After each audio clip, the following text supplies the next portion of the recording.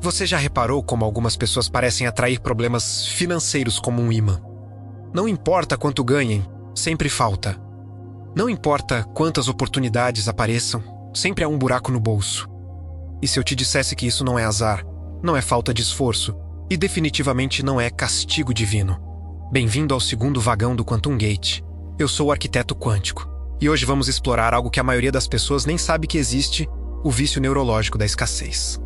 Sim, você ouviu bem, vício, como a independência química. Seu cérebro pode estar literalmente viciado em não ter o suficiente.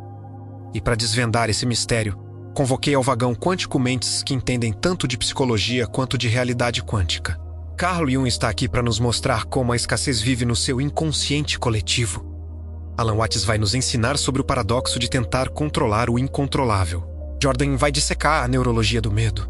E Carl Rogers vai nos lembrar da aceitação radical necessária para a mudança. Então respire fundo, porque o que você vai descobrir nos próximos minutos pode ser desconfortável, mas é exatamente esse desconforto que vai te libertar. Vamos começar pelo óbvio que ninguém vê. Pense na última vez que você recebeu dinheiro inesperado. Um bônus, uma restituição de imposto, um presente. Ou até mesmo um aumento de salário. Qual foi sua primeira reação? Se você é como a maioria das pessoas, foi algo do tipo, ótimo. Agora posso pagar aquela conta atrasada, ou consertar o carro, ou comprar aquilo que estou precisando há meses. Percebe? A primeira reação não foi expansão, foi tampar buracos, resolver emergências. Voltar ao estado de estabilidade precária. E aqui está o pulo do gato que Hélio Couto sempre enfatiza. Seu cérebro não está programado para prosperar. Ele está programado para sobreviver. E sobrevivência, por definição, é escassez gerenciada. Agora Carl Jung entra no vagão para nos mostrar algo profundo. Jung dedicou a vida a estudar o inconsciente coletivo, aquele banco de dados ancestral que todos compartilhamos. E sabe o que ele descobriu? Durante milhões de anos de evolução, a escassez não era um problema psicológico. Era uma realidade. Faltava comida, faltava água, faltava abrigo, faltava segurança. Os humanos que sobreviveram foram aqueles que desenvolveram uma hipervigilância constante para o perigo e para a falta. Aqueles que relaxavam eram eliminados pela seleção natural. Então está gravado. No seu DNA, o mundo é perigoso e os recursos são limitados. Guarde, proteja, passei para o pior. Jung chamava isso de arquétipo. Um padrão psíquico universal que molda nosso comportamento mesmo quando não temos consciência dele. O arquétipo da escassez está tão profundo que você nem percebe que ele comanda as suas decisões financeiras. É como um aplicativo rodando em segundo plano no seu celular, consumindo bateria sem você saber. E aqui está a parte que vai fazer você repensar tudo. Esse arquétipo não é real no sentido objetivo. É uma construção mental coletiva. Mas é tão poderoso que cria a realidade que afirma descrever. É o que um chamava de profecia autorrealizável inconsciente. Alan Watts aparece no vagão com aquele sorriso sereno que só ele tem e diz algo que parece loucura à primeira vista. O problema não é a escassez. O problema é sua tentativa de escapar da escassez. Espera, como assim? Watts explica com uma metáfora simples. Imagine que você está em areia. Movediça, qual é seu instinto? Lutar, se debater. Tentar sair com força. E o que acontece? Você afunda mais rápido. A escassez funciona da mesma forma. Quanto mais você luta contra ela, quanto mais energia você gasta tentando não ficar sem dinheiro, mais você reforça a frequência vibratória da falta. É como tentar não pensar em um elefante rosa. O ato de tentar evitar algo torna mais presente. Watts tinha uma visão oriental da realidade. Para ele, tudo é fluxo. A natureza não acumula. Água. Não diz vou guardar um pouco aqui por precaução. Ela flui. Quando há espaço, ela preenche. Quando não há, ela segue. E a natureza, curiosamente, nunca entra em falência. Mas nós, humanos, com nossa mente evoluída, decidimos que podemos controlar o fluxo. E aí criamos represas, barragens, reservatórios. Criamos a ideia de meu e seu. Criamos a escassez artificial. E então ficamos viciados nela. Porque veja, se você sempre espera que as coisas deem errado, você desenvolve uma espécie de conforto mórbido nisso. É previsível, é familiar. É controlável de um jeito distorcido. A prosperidade, por outro lado, é imprevisível, assustadora, desconhecida E seu cérebro reptiliano prefere um inferno conhecido a um paraíso desconhecido. Agora Jordan entra no vagão com dados neurocientíficos que vão conectar todos os pontos. Peterson estudou profundamente a neurologia do estresse, do medo e da hierarquia de dominância social. E ele descobriu algo perturbador. Seu cérebro tem um termostato financeiro. É chamado de set point de conforto econômico. Funciona assim, seu hipotálamo, junto com seu córtex pré-frontal, monitora constantemente seu nível de recursos. Não apenas dinheiro, mas status social, segurança percebida, conexões sociais. E quando você está dentro da zona de conforto desse termostato, seu cérebro relaxa. Quando você sai dessa zona, seja para cima ou para baixo, alarmes disparam, isso mesmo. Para cima também. Se você sempre teve R$2.000 na conta e de repente tem R$20.000, seu cérebro não celebra. Ele entra em pânico. Isso não é normal. Isso não é seguro. Preciso voltar ao familiar. Então você sabota. Gasta impulsivamente. Faz investimentos ruins. Empresta para quem não vai pagar. Inconscientemente, você destrói o excesso para voltar ao set point conhecido. Peterson chama isso de hierarquia de dominância internalizada. Você se vê em um certo nível da pirâmide social. E quando algo tenta te mover desse nível, há uma resistência interna. Brutal. É por isso que ganhadores de loteria frequentemente voltam à pobreza. Não é falta de caráter, é neurologia. O cérebro deles não foi reprogramado para o novo set point. Então ele trabalha ativamente para restaurar o equilíbrio anterior. E aqui está a parte mais sinistra. A escassez libera dopamina. Sim, você leu certo. Quando você está no modo sobrevivência, resolvendo emergências, apagando incêndios financeiros, seu cérebro libera pequenas doses de dopamina a cada problema resolvido. É o mesmo mecanismo de um jogo de videogame. Desafio, esforço, recompensa. Desafio, esforço, recompensa. Você fica viciado no drama da escassez. E por mais que racionalmente você queira prosperidade, emocionalmente você se sente vivo na turbulência financeira. Ela te dá propósito, identidade, uma história para contar. Você não sabe o mês que eu tive. Mas consegui me virar a um orgulho distorcido nisso. Um sentimento de heroísmo. De resiliência. E seu cérebro aprende escassez igual a relevância, prosperidade igual a tédio. Carl Rogers entra agora no vagão, trazendo uma perspectiva de compaixão radical. Rogers era um psicólogo humanista que acreditava que o julgamento é o maior obstáculo para a mudança. E ele te diria algo importante agora: não se culpe por estar viciado em escassez. Isso não é falha de caráter, é condicionamento. Você não escolheu isso conscientemente. Foi programado por gerações de ancestrais, por sua família de origem, por uma sociedade que valoriza a luta, acima de fluidez. Mas aqui está a boa notícia: o que foi condicionado pode ser descondicionado. Rogers desenvolveu a terapia centrada na pessoa, que se baseia em um princípio simples: aceitação incondicional cria o espaço para a transformação. Então pare de brigar com você mesmo. Pare de se julgar por repetir padrões financeiros destrutivos. Essa resistência interna só alimenta o vício. Em vez disso, observe, reconheça, aceite que sim, você tem um vício neurológico em escassez. E isso está ok. É humano, é compreensível. E paradoxalmente, é essa aceitação que abre a porta para a mudança. Porque enquanto você resiste ao que é, você está trancado no que é. Quando você aceita o que é, você cria espaço para o que pode ser. Então aqui está seu primeiro desafio antes de avançarmos para o próximo capítulo. Eu quero que você faça algo simples, mas profundo. Pegue um papel e uma caneta, ou abra o bloco de notas do seu celular. E complete esta frase 10 vezes. Eu me sinto seguro quando... Não. Pense muito. Deixe as respostas fluírem. Pode ser eu me sinto seguro quando tenho dinheiro guardado. Pode ser eu me sinto seguro quando tenho um plano. Pode ser qualquer coisa. O objetivo não é julgar as respostas. É mapear seu sistema de segurança psicológica atual. Porque até você entender o que te faz sentir seguro agora, você não consegue reprogramar para um novo paradigma. Faça isso antes de ir para o próximo capítulo. E se você está sentindo aquele incômodo, aquele puxa, isso é exatamente o que eu faço. Ótimo. Isso significa que você está acordando. E se você quer se aprofundar ainda mais nessa jornada de reprogramação quântica, acesse o link na descrição. Lá você encontra materiais e protocolos exclusivos para acelerar sua transformação financeira. Mas por agora, Faça o exercício. Nos vemos no próximo capítulo, onde vamos explorar como a escassez se disfarça de virtude. Se você fez o exercício do anterior, provavelmente descobriu algo interessante, a maioria das suas fontes de segurança está ligada a controle, controlar o futuro, controlar os gastos, controlar as variáveis. E aqui está a ironia cósmica. A necessidade de controlar nasce do medo. E o medo é a frequência vibratória da escassez. Então você está tentando escapar da escassez usando exatamente a energia que a cria. É como tentar apagar fogo com gasolina. Mas hoje vamos fundo em algo ainda mais sutil e mais perigoso: as máscaras espirituais da escassez. Porque o vício em escassez é esperto.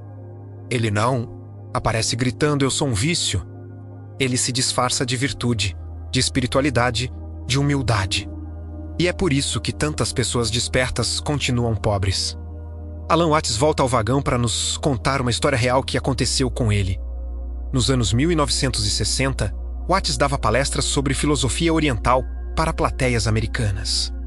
E uma das perguntas mais comuns que ele recebia era: se o desapego é tão importante no budismo, isso significa que devo abrir mão de dinheiro, viver de forma simples, rejeitar o materialismo? E Watts respondia com aquele sorriso irônico dele: você percebe a contradição? Você está tão apegado à ideia de desapego que está disposto a sacrificar sua qualidade de vida por ela. Isso não é desapego. É apego disfarçado. Pense nisso por um momento. O verdadeiro desapego não é rejeitar dinheiro.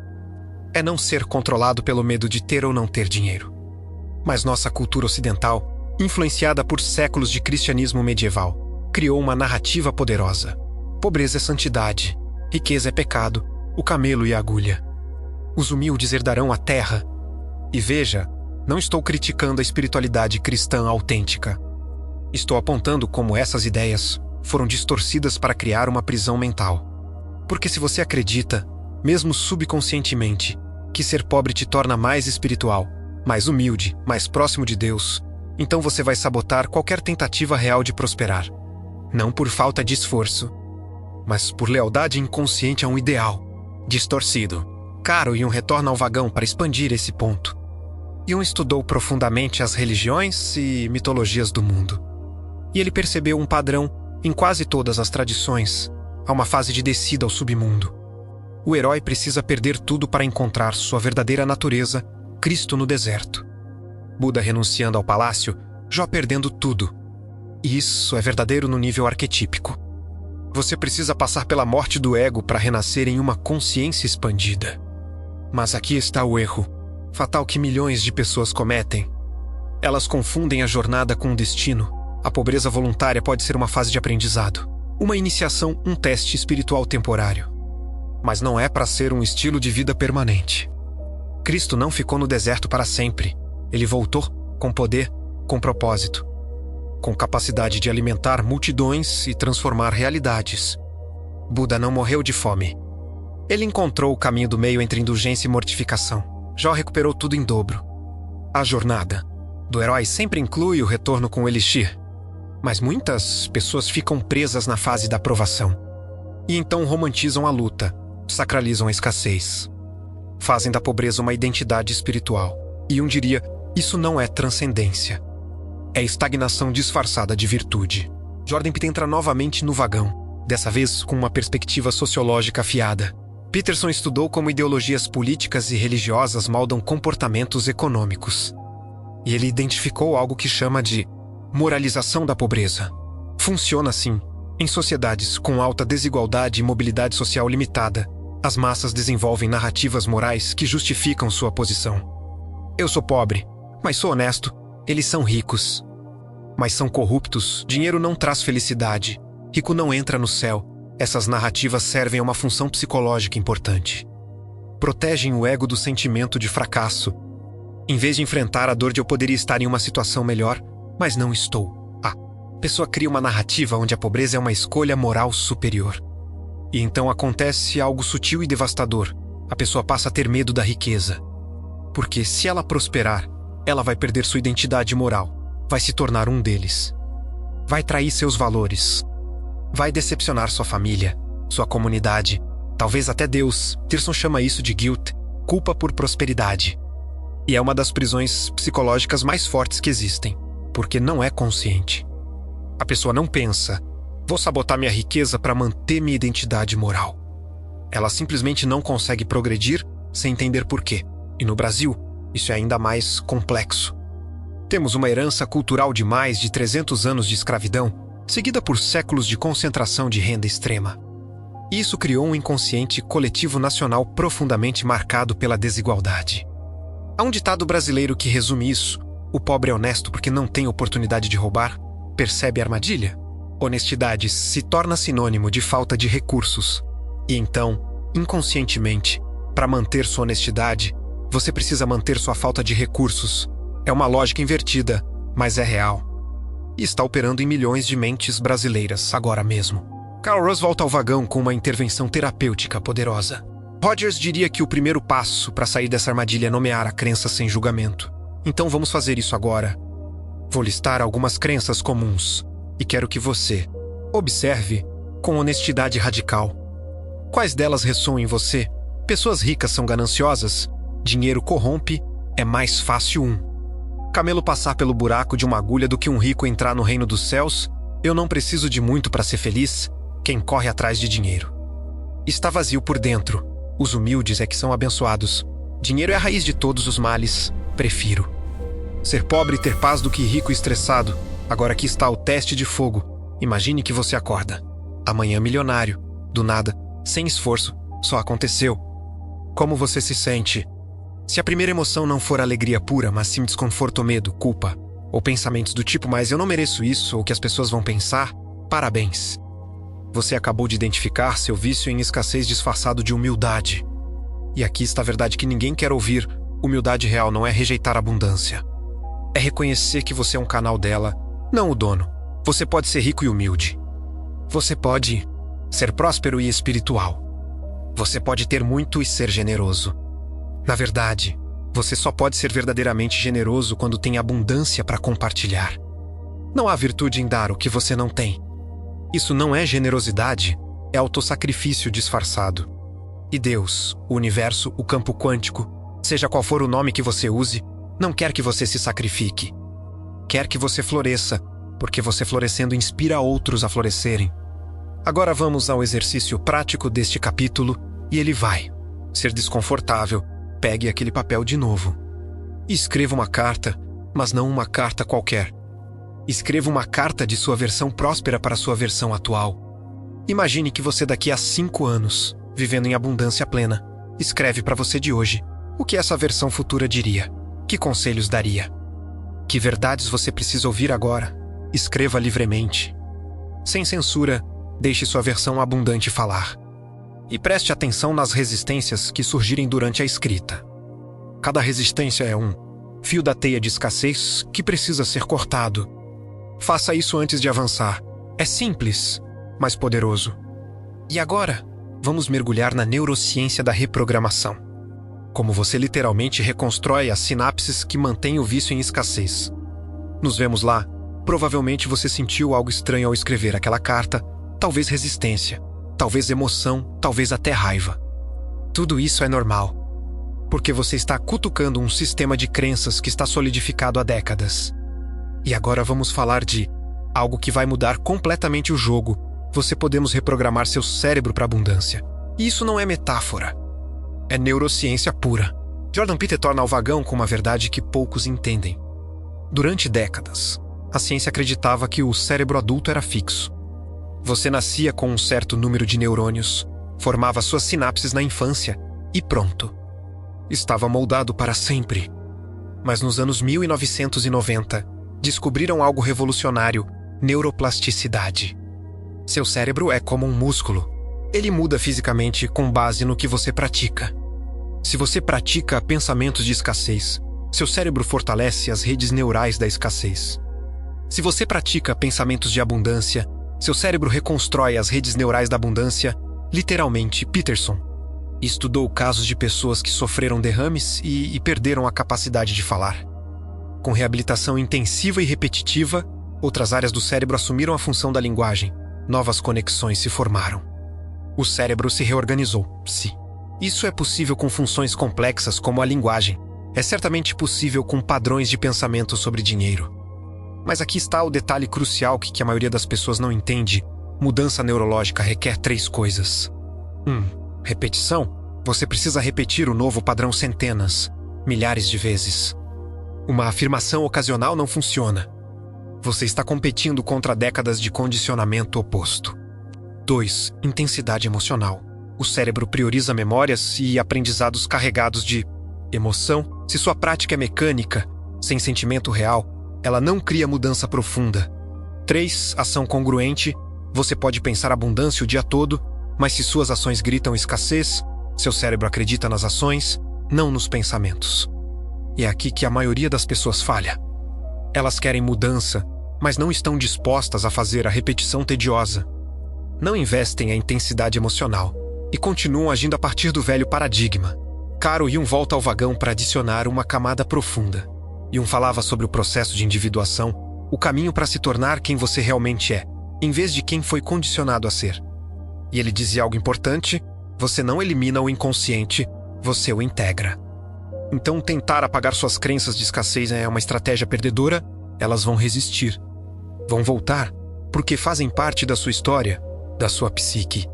Em vez disso, você precisa dialogar com elas, reconhecê-las, agradecer pelo papel que desempenharam em manter você seguro até agora, e então, gentilmente, apresentar um novo paradigma. E usava uma técnica chamada imaginação ativa. Você personifica aspectos do seu inconsciente e dialoga com eles. Então imagine isso. Sua voz da escassez é como um guardião antigo. Ele te protegeu durante anos de perigo real. Ele te manteve alerta, cauteloso, vivo. Mas agora, você está em um território diferente. E o guardião precisa de novas instruções, você não o rejeita. Você o promove, ele não é mais o comandante. Ele é consultor, sua opinião importa, mas não domina mais. E você apresenta um novo comandante, a consciência da abundância. Essa reprogramação não acontece em um dia, é um processo. Mas é possível. Alan Watts entra no vagão com uma sacada que vai virar sua cabeça. Watts diria: você sabe qual é o maior obstáculo para a abundância? Tentar alcançá-la. Espera, como? Ele explicaria com uma parábola zen. Um monge pergunta ao mestre: como eu alcanço a iluminação? E o mestre responde: iluminação não é algo que você alcança. É algo que você percebe que sempre esteve aqui. Abundância é a mesma coisa. O universo é abundante. Há mais átomos em uma única gota d'água do que estrelas na galáxia. Há mais energia circulando ao seu redor agora do que você poderia usar em 1000 vidas. A escassez não é a condição natural. É uma ilusão perceptual. Então você não precisa criar abundância. Você precisa parar de bloquear o fluxo natural dela. E como você bloqueia? Com medo, com controle, com a tentativa frenética de fazer acontecer. Watts chamava isso de o princípio do esforço reverso. Quanto mais você tenta, pior fica. Já percebeu que as melhores oportunidades da sua vida apareceram quando você não estava desesperado? Quando você estava relaxado, aberto, fluindo? Isso não é coincidência. É física quântica. Quando você está em estado de tensão, frequência de escassez, você emite uma assinatura vibratória que repele oportunidades. Quando você está em estado de relaxamento confiante, frequência de abundância, você atrai sincronicidades. E antes que você pense, mais uma conversa de lei da atração New Age. Deixa eu te parar. Hélio Couto e os pesquisadores de Daquila documentaram isso cientificamente. Medição de ondas cerebrais, ressonância eletromagnética, coerência cardíaca. Quando você muda seu estado interno, você muda literalmente o campo eletromagnético ao seu redor. E esse campo interage com o campo quântico maior. Você não está atraindo coisas com pensamento mágico. Você está alinhando sua frequência vibratória com realidades já existentes no campo quântico de possibilidades. E agora vamos ao território onde ciência e espiritualidade se encontram. Carl Rogers retorna com uma observação clínica importante. Rogers passou décadas observando clientes em terapia. E ele percebeu um padrão. As maiores transformações aconteciam quando a pessoa parava de tentar mudar e começava a Sergipe e aceitar completamente. Parece contraintuitivo, mas é real. Quando você luta contra si mesmo, você cria resistência interna. E essa resistência consome energia que poderia ser usada para crescimento. Quando você se aceita, mesmo com seus padrões autodestrutivos, mesmo com seu vício em escassez, Você cria espaço interno. E nesse espaço, a mudança pode acontecer organicamente. Rogers chamava isso de tendência atualizante. Toda forma de vida tem um impulso inato para crescer, para se expandir, para se realizar. Mas esse impulso só pode se manifestar quando não há resistência interna bloqueando.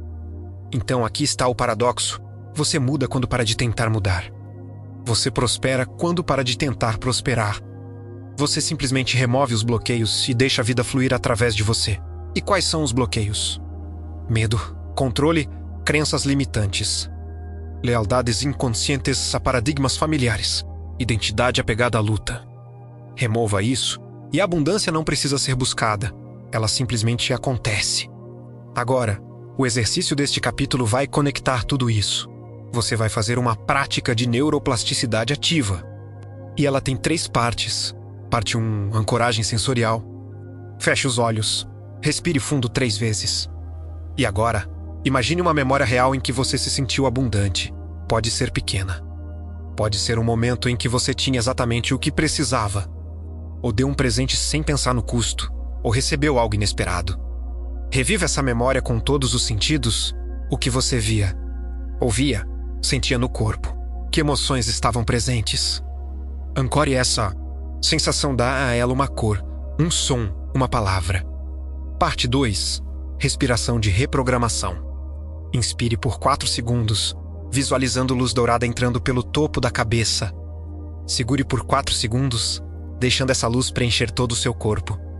Expire por 4 segundos, liberando toda a tensão, medo, crença de escassez. Repita 10 vezes.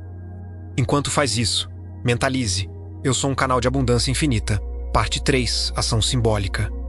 Nas próximas 24 horas, faça uma ação que a versão abundante de você faria, mas que a versão escassa não faria. Não precisa ser grande. Pode ser dar uma gorjeta generosa. Pode ser comprar algo que você sempre acha caro demais. Pode ser investir em algo para si mesmo sem culpa. O objetivo não é o ato em si. É treinar seu cérebro a agir a partir da abundância, não da escassez. Faça isso, sério. A mudança não vem de entender intelectualmente.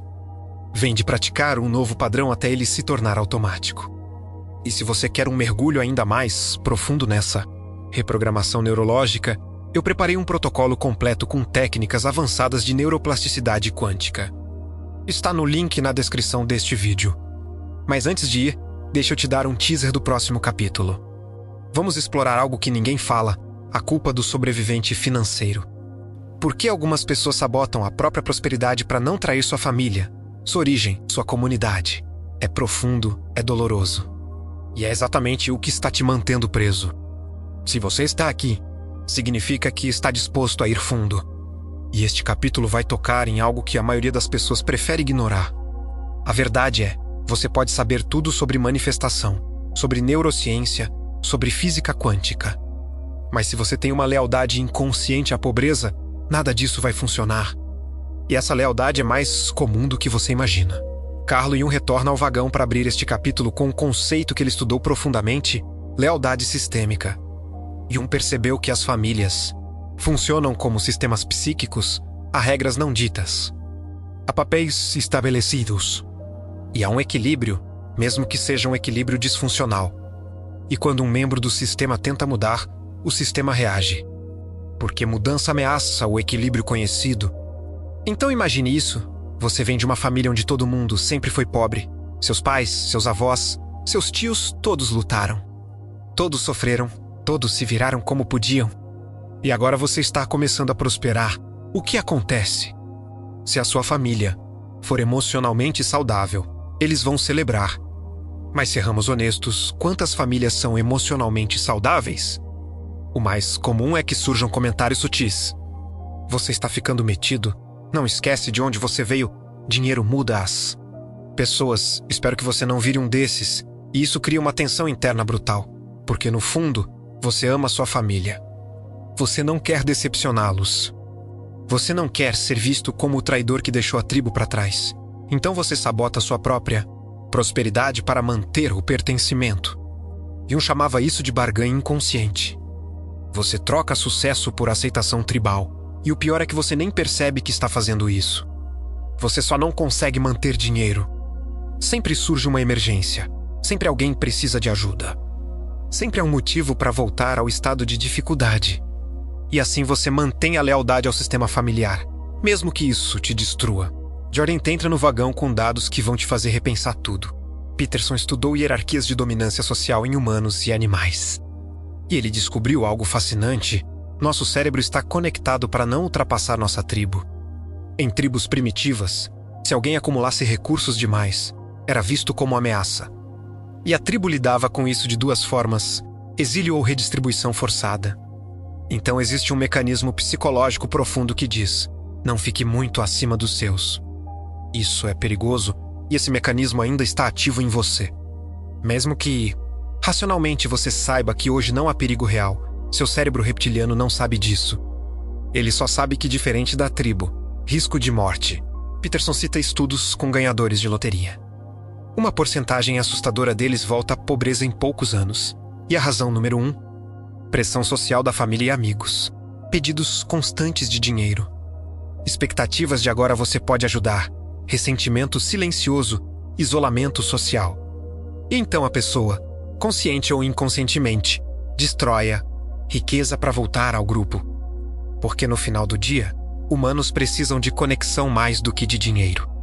E se a escolha inconsciente é riqueza isolada ou pobreza conectada, a maioria escolhe conexão. Agora Alan Watts entra no vagão com uma perspectiva que vai explodir sua cabeça. Watts diria: e se a verdadeira riqueza não for ter mais dinheiro, mas não precisar da aprovação dos outros para se sentir inteiro? Pense nisso. A lealdade à pobreza é, no fundo, dependência emocional. Você está terceirizando sua segurança interna para a aprovação externa. E enquanto você fizer isso, você nunca será livre. Nem na pobreza, nem na riqueza. Porque você sempre estará à mercê do que os outros pensam de você. Watts passou a vida ensinando sobre não apego. E ele diria: o problema não é sua família criticar você. O problema é você precisar que eles não critiquem. Quando você está enraizado na sua própria verdade, a opinião dos outros é apenas informação, não definição. Eles podem desaprovar e está tudo bem. Você pode amá-los, respeitar suas opiniões e ainda assim seguir seu caminho. Mas isso requer algo que a maioria das pessoas não tem: autonomia emocional. E aqui está a verdade dura. Você não pode ter abundância real sem autonomia emocional, porque a abundância vai te expor. Vai revelar quem realmente te ama pelo que você é e quem te mantinha por perto pelo que você oferecia. E muitas pessoas preferem a pobreza confortável à riqueza reveladora. Carl Rogers volta ao vagão para oferecer uma perspectiva de cura. Rogers trabalhava com clientes que tinham exatamente esse conflito. E ele usava uma abordagem que chamava de consideração positiva incondicional. Funciona assim: você aprende a se dar o que sempre esperou receber dos outros. Você se torna seu próprio pai amoroso, sua própria mãe nutriente, seu próprio melhor amigo. E quando você preenche esse vazio interno, a opinião dos outros perde o poder de te controlar. Você pode prosperar sem trair sua essência, porque sua essência não é a pessoa pobre da família. Sua essência é a consciência que veio aqui para expandir. E quando você prospera, você não está traindo ninguém. Você está honrando seu potencial. Mas deixa eu te dar um exemplo prático de como isso se manifesta. Conheço uma mulher, vamos chamá-la de Marta. Marta foi a primeira da família a fazer faculdade. A primeira a conseguir um emprego corporativo. A primeira a ganhar bem. E sabe o que aconteceu? Sua mãe começou a ligar toda semana com uma emergência financeira. Não eram emergências reais. Eram testes inconscientes. Vamos ver se ela ainda é uma de nós. E Marta se viu em um conflito brutal. Ela queria ajudar. Mas percebia que quanto mais ajudava, mais pedidos apareciam, não havia fim. E ela teve que fazer a escolha mais difícil da vida dela: estabelecer limites. Ela disse à mãe: eu te amo. E vou te ajudar de forma planejada, X por mês. Mas não posso atender toda emergência, porque isso está me impedindo de construir minha própria segurança. E a mãe ficou magoada. Outros familiares a criticaram. Disseram que ela estava se achando. E Marta teve que suportar a dor da desaprovação tribal para manter sua integridade financeira. E sabe o que aconteceu depois de um ano? A família se ajustou, pararam de pedir e começaram a respeitá-la de um jeito novo. Porque ela demonstrou algo crucial: eu te amo, mas não vou me autossabotar para te agradar. E isso, paradoxalmente, fortaleceu os vínculos, porque agora eram baseados em respeito real, não em dependência disfuncional. Mas essa jornada foi dolorosa. E a maioria das pessoas não está disposta a passar por essa dor, então elas escolhem a lealdade invisível e permanecem presas. Agora o exercício deste capítulo vai te confrontar. Pegue papel e caneta e escreva: se eu prosperar de verdade, eu vou trair. Complete essa frase 10 vezes. Sem filtro, deixe o inconsciente falar. Pode ser: se eu prosperar de verdade, eu vou trair meu pai que sempre foi pobre. Pode ser: se eu prosperar de verdade, eu vou trair meus amigos de infância. Pode ser: se eu prosperar de verdade, eu vou trair os valores que me ensinaram. Não julgue, não censure. Apenas escreva e depois leia o que você escreveu em voz alta. Porque quando você dá voz ao inconsciente, ele perde o poder de te controlar silenciosamente. E então, para cada frase, escreva uma resposta consciente. Meu pai me ama e quer que eu seja feliz, mesmo que ele não saiba expressar isso. Meus amigos verdadeiros vão celebrar meu sucesso. Não ressentir, os valores reais que me ensinaram incluem trabalho, dignidade e potencial realizado. Faça isso. É simples, mas vai mover montanhas internas. E no próximo capítulo, o capítulo final, vamos ao protocolo completo. O mapa prático para desmantelar o vício da escassez de uma vez por todas. É intenso, é completo. E é exatamente o que você precisa. Se você chegou até aqui, já entende o vício da escassez. Já reconheceu as máscaras espirituais da pobreza. Já viu sua neurologia se reorganizando. Já confrontou suas lealdades invisíveis. Agora é a hora do protocolo completo. O caminho prático para desmantelar a escassez e instalar a abundância como seu novo sistema operacional padrão. E vou te entregar isso em um formato que você pode usar todos os dias. Mas antes, deixa eu te avisar, isso não é um atalho. Não é mágica instantânea. É um protocolo de reprogramação profunda que requer dedicação. E se você seguir fielmente por 90 dias, sua realidade financeira vai mudar, não por sorte. Por reorganização quântica. Vamos começar. Fase 1, mapeamento do vício dias 1-7 durante a primeira semana. Você vai apenas observar toda vez que você pensar em dinheiro, anotar. Toda vez que tomar uma decisão financeira, anotar. Toda vez que sentir ansiedade sobre recursos, anotar.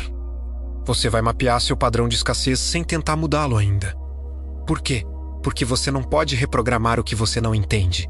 Carl Rogers está aqui no vagão para enfatizar: aceitação precede mudança. Você precisa ver claramente o que é antes de transformar no que podemos ser, então pegue um caderno e por 7 dias, observe e registre. Quais pensamentos automáticos surgem quando você olha sua conta bancária? Quais sensações físicas aparecem quando você precisa gastar dinheiro? Quais histórias você conta a si mesmo sobre por que nunca dá certo? Não julgue, apenas documente. Fase 2, identificação das raízes, dias 8-14 na segunda semana, você vai mergulhar nas origens. Pegue as anotações da semana anterior e procure padrões. Então faça estas perguntas: onde eu aprendi isso? De quem eu ouvi isso pela primeira vez? Que evento da minha vida cristalizou essa crença? Qual foi o momento em que eu decidi, mesmo que inconscientemente, que o mundo é escasso? Carl Jung está aqui para te lembrar: o inconsciente fala por símbolos e memórias emocionais. Então não procure lógica. Procure sentimento. Pode ser uma memória de ver seus pais brigando por dinheiro. Pode ser um Natal em que você não ganhou o presente que queria. Pode ser uma frase que um professor disse. Identifique o momento raiz. E então escreva: quando eu tinha X anos, eu decidi que crença limitante. Mas agora, com a consciência adulta, eu reconheço que isso foi uma interpretação infantil de uma situação que eu não tinha poder de mudar. Aquilo não define minha realidade hoje. Faça isso para cada crença identificada. Fase 3. Instalação do Partido Novo Paradigma, dias 15-45. Agora começa o trabalho pesado. E é aqui que 90% das pessoas desistem, porque requer repetição diária. Você vai criar uma rotina diária de reprogramação, e ela tem 5 partes. Parte 1, ritual da manhã, 5 minutos assim que acordar. Antes de pegar o celular, faça 3 respirações profundas. E então declare em voz alta: eu sou um canal de abundância infinita. O universo conspira a meu favor. Eu mereço prosperar, e minha prosperidade beneficia todos ao meu redor. Diga isso com sentimento. Não, como um robô.